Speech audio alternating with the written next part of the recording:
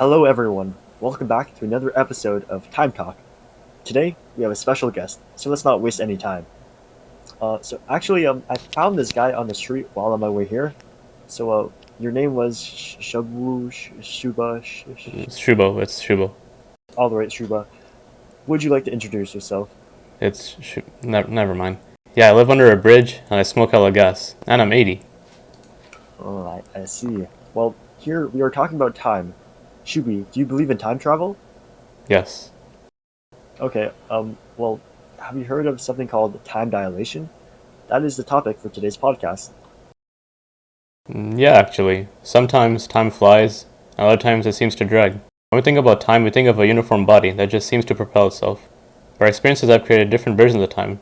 Not just good times and bad times, but actually different kinds of times, specifically speed. The way time dilates forms a paradox depending on how much a person zooms in or zooms out. And well, Wait, what's happening? Hello? Hello? Can anyone hear me? Hello? Hello? Can you hear me? Hello? Can you hear me? Can you hear me? Yeah, I can hear you. Can anyone hear me? Hello? Hello?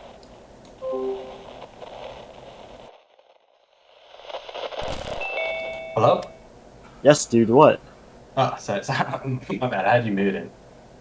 Hello there. You are a guest on the weekly Time Talk podcast. Who are you and what do you have to say? My name is Josh, and I am the twin brother of your guest Shubo. Josh, is that you? Yeah, man. I just got back from my trip 9 minutes ago.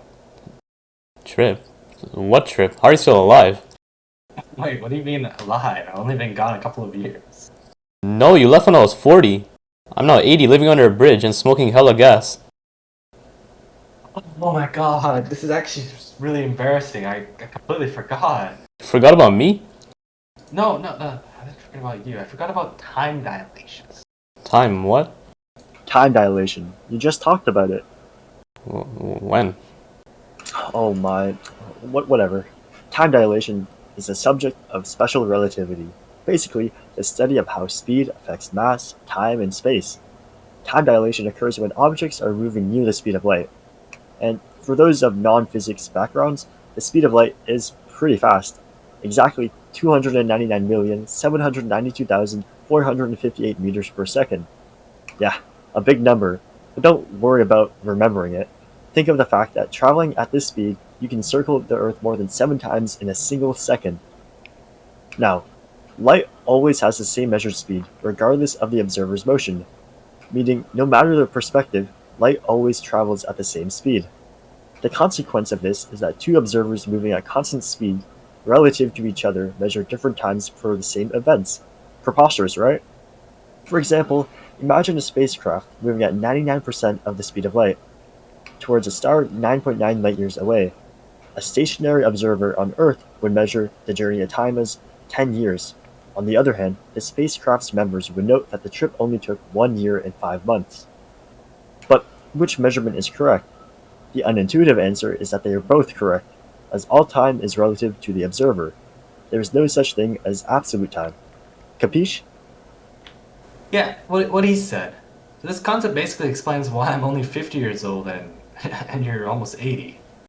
I don't believe you. How do I know you were my brother and not just some weirdo? Can you prove this? Listen, bro, what am I supposed to do to convince you? Send a picture here of you before the launch and after the landing. This way I can really see if I'm talking to my brother. Okay, well, I'm taking the picture right now, and then I sent it to you. Okay, I just sent mine. And the results are in. Oh my god, Josh, is that really you? I'm telling you, man, time dilation and some really trippy stuff. Wow, I can see the resemblance between you two. And Josh, you seem knowledgeable in this area. Are you familiar with time dilation? Yeah, obviously, I have a PhD in physics. I wouldn't be traveling at the universe at near light speeds if I didn't know what time dilation was. Obviously, but listen, regarding this, I just kind of happened to forget about it. 10 years is a long time, especially on a spaceship, where everyone is aging at the same rate as me. Yeah, no, for sure. Since you have such knowledge in this area, could you give the audience at home another example to help convey this lesson? Sure. So, time dilation due to special relativity has been experimentally verified. It's quite important in modern applications where precise timing is critical.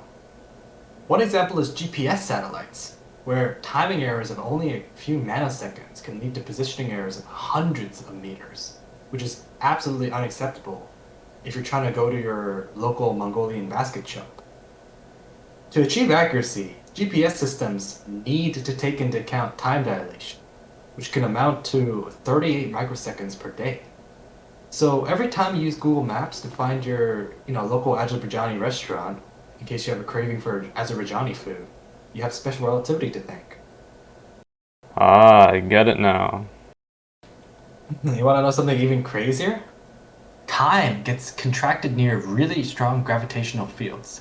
This is the second part of Einstein's theory, called general relativity.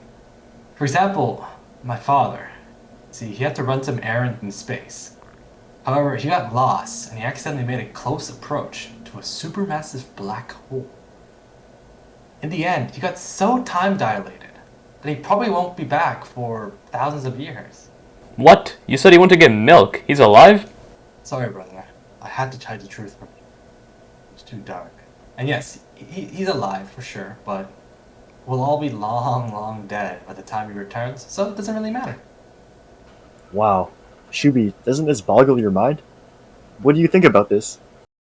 The time taken up by a person's day-to-day life, working themselves to death for years, can seem like nothing, especially if there's constant repetition. Imagine walking down a white hallway with no distinct features like a blank canvas. Now imagine that same hallway, but filled with colors, pictures, and textures. If you were to walk down that same hallway with all these new elements, would you just walk through? Or would you analyze all the details on the walls and take it in?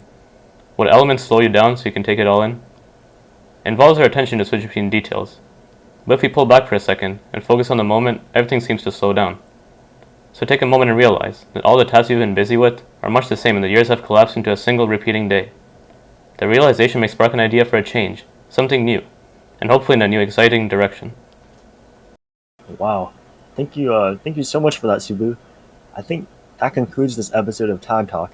Because I don't want to spend another minute with you. Hmm? Yeah, no, it was great talking to you, Shubho, and you more so, Josh. Until the next time, this is Time Talk.